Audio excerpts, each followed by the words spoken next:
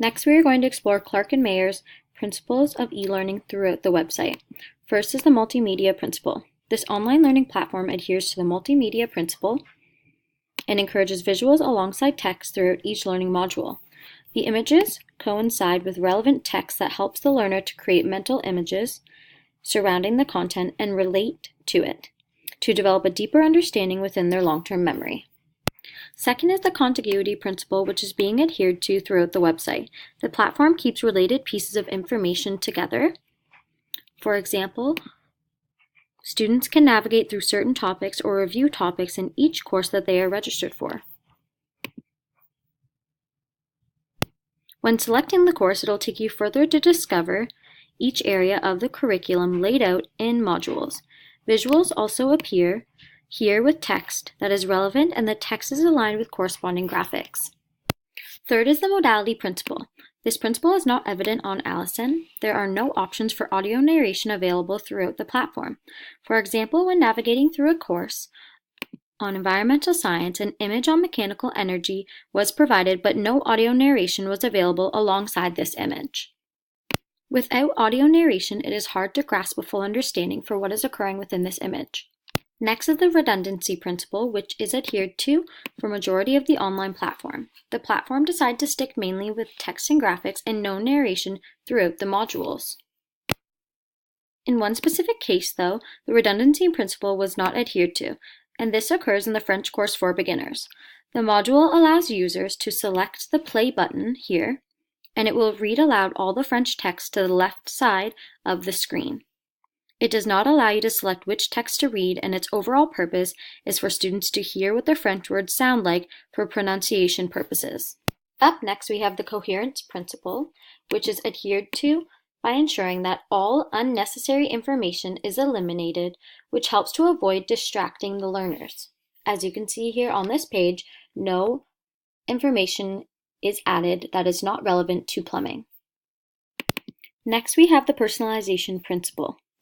The personalization principle is only evident in the learning goals and outcome sections, which are located at the beginning and end of each module.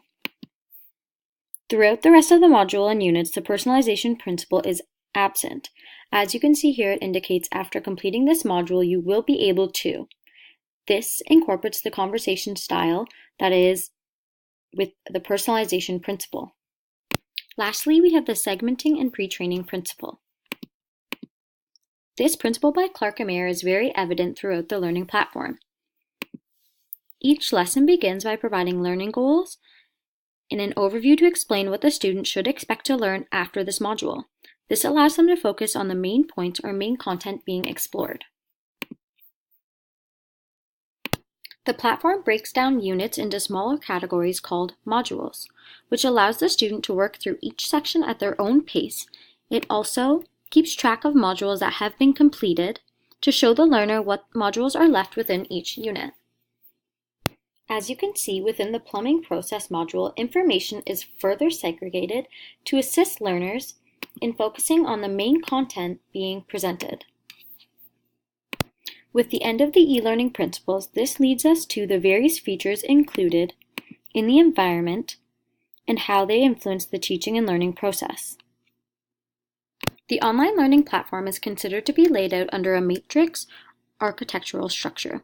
Each learner has the opportunity to select their own path based on their interests, abilities, and what their learning goals are.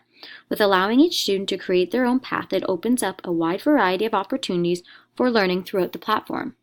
Once a student begins to select their overall learning goals, the platform leads them through a hierarchy structure. Once they select a broader topic of interest, they can begin to narrow in on specific details and course outcomes.